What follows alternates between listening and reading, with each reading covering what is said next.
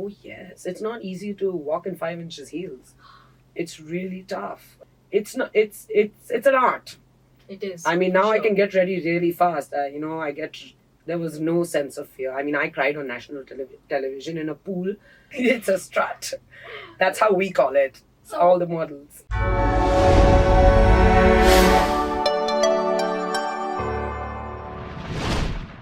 welcome back to Radio City India, and this is your one stop shop for fashion, entertainment, and more. Speaking of fashion, we have somebody who has revolutionized the word fashion for us. And without any further ado, let me introduce you to supermodel, animal activist, and everything in between, Pia Trivedi. Hi, Pia, how are you? I'm good. That was such a sweet introduction. I Thank hope it you. was. Thank you. Tell me what, Pia, the name itself, it just, reminds me of so much. Uh, when I was a kid, again, I don't want to bring that. I was a kid and I saw you in all of it, but you actually were the boss of Channel V. Oh yeah, those days. VJing days Yes. and all of it, and when you started modeling, and you were like Pia Trivedi was the thing. So It was a fun time. it was a fun time. How did modeling start for you? So I have an elder sister who was already in the business, Okay. and at that time my mother used to tag me along for all her fashion shows because she had to be with her and I had to be taken care of. So I used to be the little girl who was sleeping in my mother's lap, but I used to see these lights and this camera and these lovely beautiful women with long legs strutting down the runway wearing very beautiful clothes. And I think that was the click to where it all started, where I said, I think I want to do this too. So pretty early, I got an opportunity, and I decided to say yes to it. And that's where the Kingfisher swimsuit calendar happened. And then I don't think I looked back after that. There was no looking back. There was no looking back because I was very grateful and I'm still very, very thankful that things just rolled through. Right. I didn't really have to say, now I need to go here and look for this. The opportunities just came along and the right ones. And I grabbed them, and here I am sitting with you right now. Lovely. There are some notions or stereotypical things associated with when somebody is pursuing modeling or somebody is a supermodel. Some of them, which me as a commoner have heard, are a model needs to be, tall and fashionable and have long legs and, have a proper body structure and the skin color and everything, while these all must be actually fitting or demanding some of the criteria to be fitting in. Mm-hmm.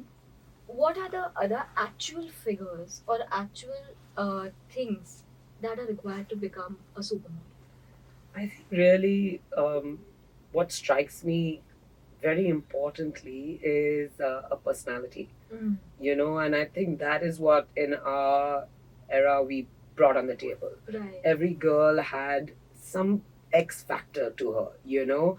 When we walked out of the aisle onto the runway towards head ramp, there was something different about each girl, and I think that is what puts you in the bracket of a supermodel. It's very easy to walk and strut and just be a body that's holding the brand. Correct. But how you hold that brand, how you project it, how you bring your personality in those clothes and on the runway is what puts you in the league of a supermodel. So I think that is very important. In our time there were so many people doing it. You had a variety of walks and a variety of poses. Each girl was known for something, like Nina Manuel, Noinika Chatterjee, Carol Gracious. Everyone brought something different, an element that made them that. And I think that is really important. So carry your personality on the runway. Bring that oomph. Right. On the runway. I think that is what makes you a supermodel. The way you fitted into this entire industry, made it yourself, made it your own. Right. Were there any challenges apart from what you mentioned? Were there any challenges you faced, especially while you were working for designers? Oh, yes. It's not easy to walk in 5 inches heels. It's really tough. And to strut, it's not a casual walk. They are long strides. You know, I think my whole career I've been nervous. I used to, stand in the aisle and I used to be like, please, please, please say one prayer, touch the, stage, do whatever it took to make sure that you walk there fine and walk back. But like that, there are many, Sometimes when you're in a lineup and you're doing your makeup, there's no time for the makeup artist to do your base. Right. You're very new to the industry. You don't know how to do base. So suddenly you are doing a super white face on a body skin type that's completely different. So, I mean, these things are, you have to learn it, so, and these are the hardships. I didn't know how to wrap a sari around in 3 seconds. I didn't know how to do it. Yeah, I mean, by the time you get there, you wrap it around, you have to wear your jewelry, you have to wear your shoes. Wow. You have to get back on the aisle and walk. I didn't know how to do it. So it's not it's an art. It is. I mean, now I can get ready really fast. I can get ready in 5 minutes. You are also considered one of the most fashionable people that one knows, and that also comes from a lot of things that you've done, like Get Gorgeous and Channel Yes. and then your modeling aspect and the movies and all of it. I actually want to touch upon a celeb favorite account on Instagram Okay. that goes by the name Anonymous Fashion Police, that goes by the name Diet Sabya. Yeah, I love Diet Sabya. I actually love it too.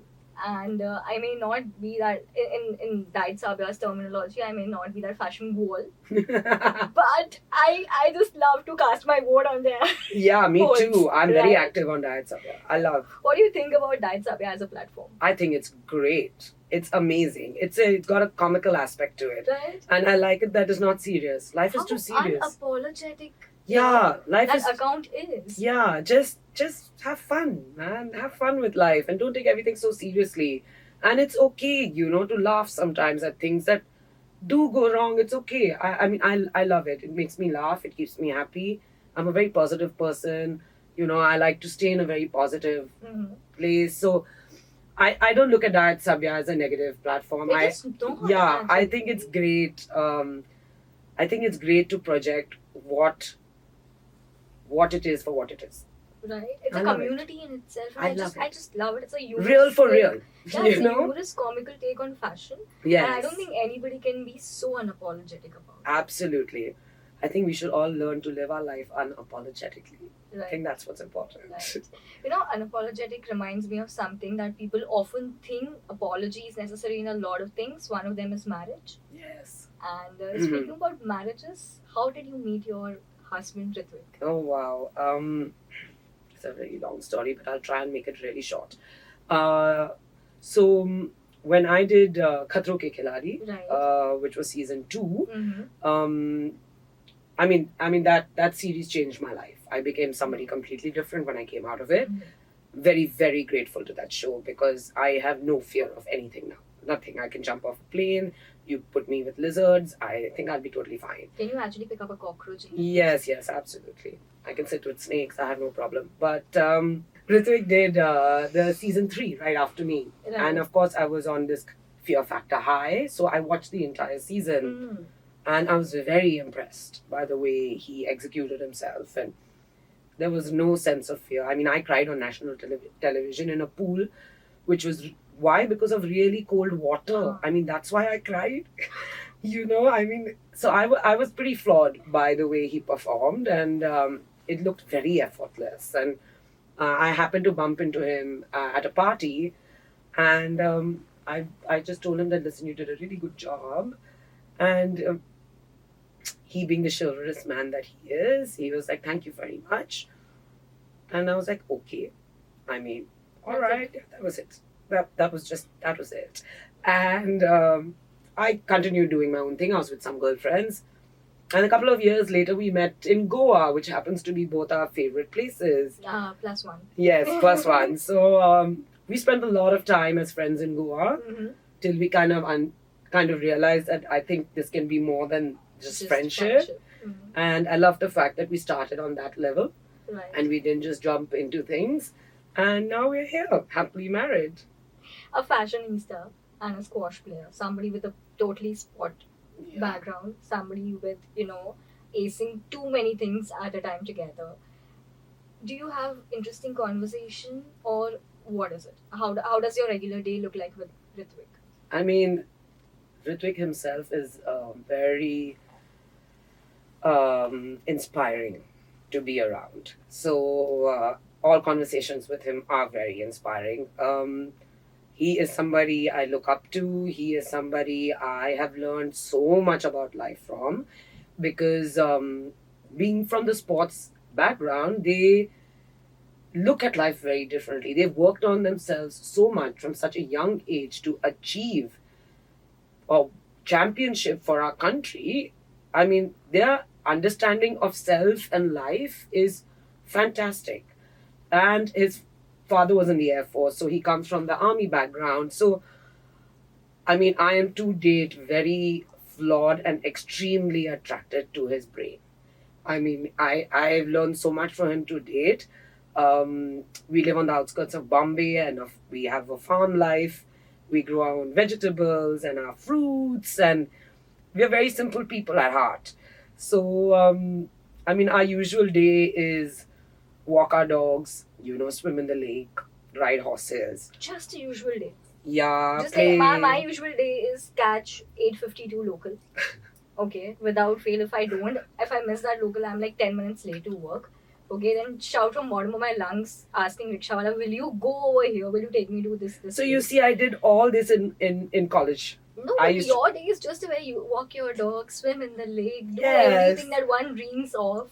I mean, and why not, right? It's one life. Do you have an extra room for me after retirement? Yes, we do. Come. We do. Yes, we do. Yes. I'm sorted. You watch out for yourself. I am just sorted. So, with my it, life. it takes a lot of courage to even choose to live this Absolutely. life, especially from where both of us are I was coming. about to come to that. Yeah, we've both traveled excessively. We've lived out of suitcases in hotel rooms, spent most of our youth doing that, The youthful things. I mean, living out of a suitcase and traveling the world and, working towards your dream. That's It a hasn't different been. kind of high. Yes, it was a different kind of high, but after being in that fast pace to go down to this, it's not easy. It was tough for me.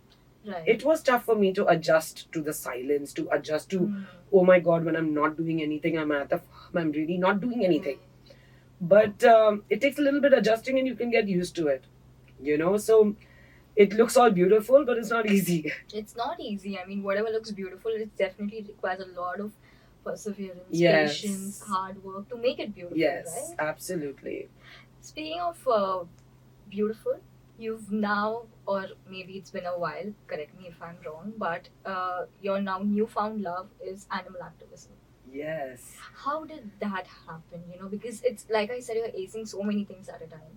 And one of them is this, which is, I think, a voice that needs to reach out to people. Absolutely. So one, it's not a new thing for me. I've been working with PETA for many, many years. PETA is a NGO that works for the ethical rights of animals.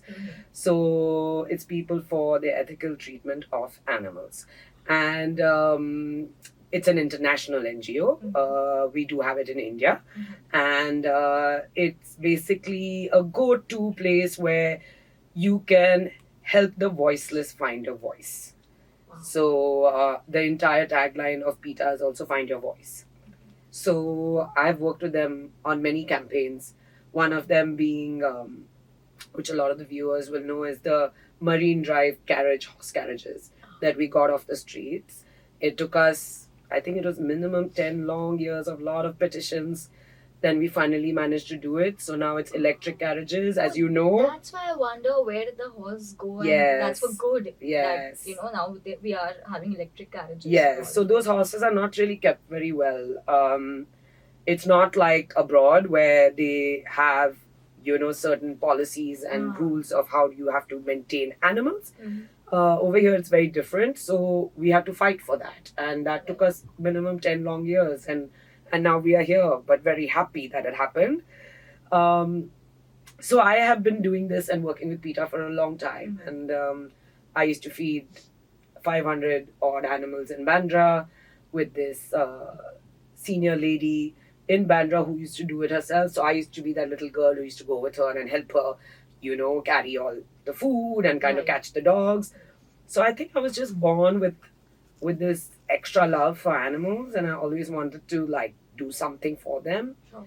And I always imagined that I will have a trust of my own, but I didn't think it was going to happen so soon because it's not a easy fort. Right. Okay, it's a mammoth task to have it, and I thought, okay, in my retirement I will have this animal shelter, and I'll spend the rest of my retirement life in doing that.